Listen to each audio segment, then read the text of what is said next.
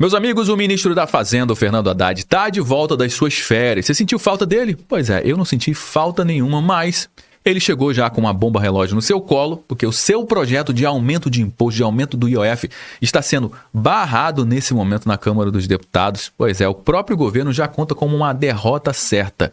E na sua volta, o Haddad deu uma entrevista para a Rede Record de televisão. Pois é, de Record, o Haddad entende muito bem porque na sua administração, o nosso governo tem batido aí todos os recordes negativos frente à nossa economia. E, obviamente, ele foi perguntado sobre essa tragédia econômica no nosso país, essa tragédia da taxa de juros que o Banco Central acabou de elevar para 15% ao ano, o que é terrível para a nossa população, para a nossa economia, e ele teve a cara de pau de tirar essa responsabilidade das suas costas e colocar na conta da administração anterior. Ou seja, a culpa dessa tragédia econômica que está acontecendo no nosso país nesse momento é do Bolsonaro, que colocou o Campos Neto que instruiu o Galípolo a aumentar a taxa de juros, o que não faz o menor sentido, afinal de contas. O Galípolo, o atual presidente do Banco Central, foi indicado pelo Lula e ele já está à frente do Banco Central há mais de 6 meses, meu amigo. E o Haddad ainda disse que estão arrumando a bagunça que o Bolsonaro deixou nas contas públicas, sendo também que o Bolsonaro fechou o ano de 2023 com as contas públicas no azul, com superávit. E de lá para cá, de 2023 para cá, o governo só bateu todos os recordes de déficit, de rombo nas contas públicas. Mesmo com o assalto comendo solto no nosso bolso, com essa quantidade absurda de impostos que são criados. A cada dia que passa vem um imposto novo para a gente pagar. Ou seja, mesmo com o governo batendo recorde de arrecadação, mesmo assim não está sendo suficiente para dar conta da gastança absurda que acontece no governo Lula. Bom, vamos analisar aqui um trecho da entrevista do Fernando Haddad ao Jornal da Record, entender qual é a visão dele sobre o que está acontecendo com a nossa economia, sobre a taxa de juros, né, e quem é o principal responsável desse problema da taxa de juros no nosso país, elevadíssima. Uma taxa de juros de 15% ao ano, a maior desde 2006, quase 20 anos. Ministro, mudando um pouquinho de assunto, a repercussão da alta da Selic foi ruim, inclusive dentro do governo. O Brasil voltou a ter uma das maiores taxas de juros reais do ranking mundial. Lula criticava publicamente o ex-presidente do Banco Central, Roberto Campos Neto, e agora tem um indicado seu, Gabriel Galípolo, à frente da frente do banco, e que inclusive tem testemunhado ali aumentos consecutivos da Selic.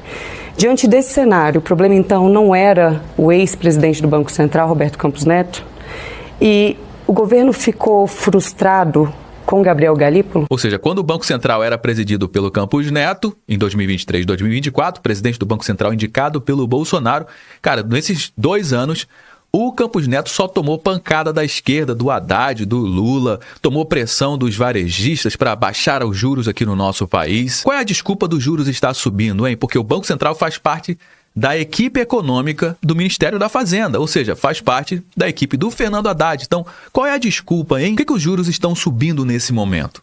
Olha, essa alta, Tainá, sendo muito honesto, e quem é do ramo sabe que eu estou falando a verdade. Essa alta foi contratada na última reunião da qual participou o Roberto Campos. Ela foi contratada em dezembro. O Campos Neto sequer participou dessa reunião. Quem já estava presidindo essa reunião do Copom já era o Galípolo.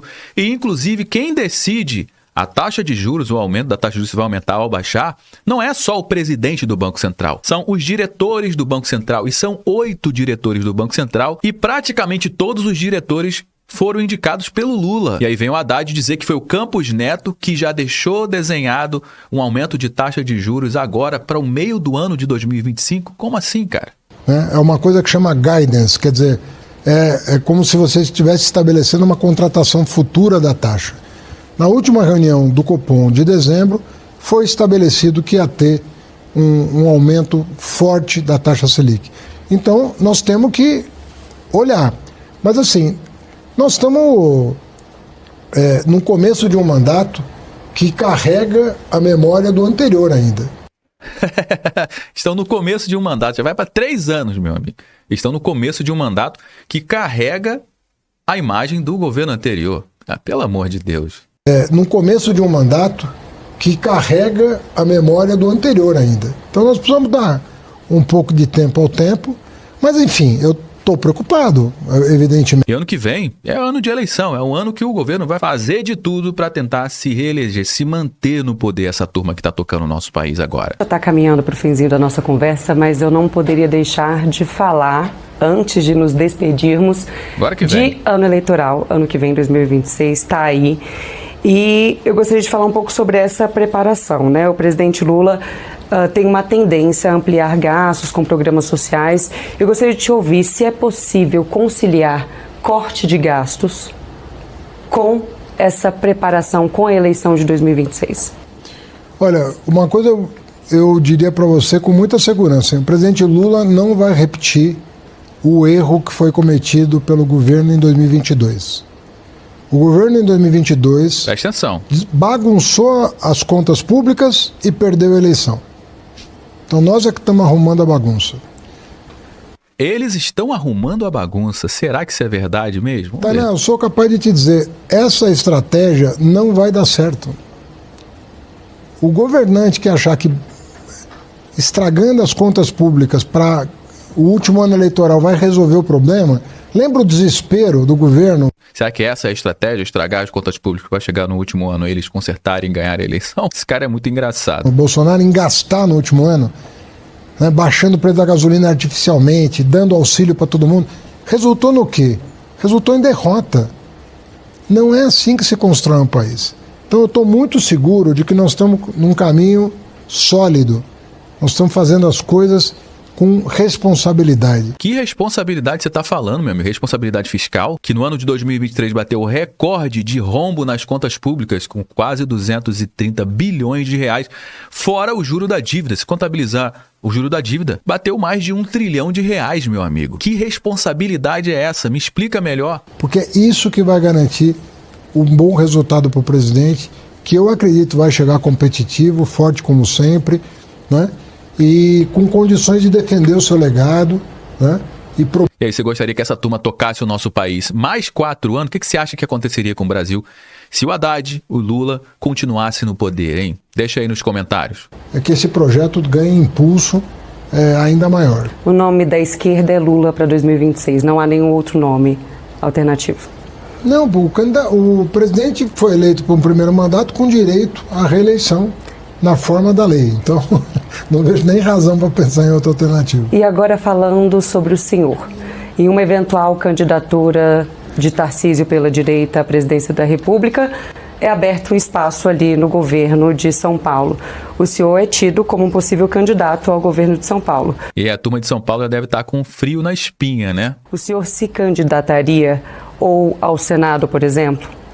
Eu já respondi essa pergunta algumas vezes e vou me repetir aqui, né? Eu não tenho a intenção de ser candidato em 2026. Eu estou ajudando um projeto, aliás, não é de hoje que eu ajudo. Fui candidato em várias situações muito mais dramáticas do que essa, em 16, em 18, em 22. Então tenho aí uma trajetória de ajudar a reconstrução do PT, né?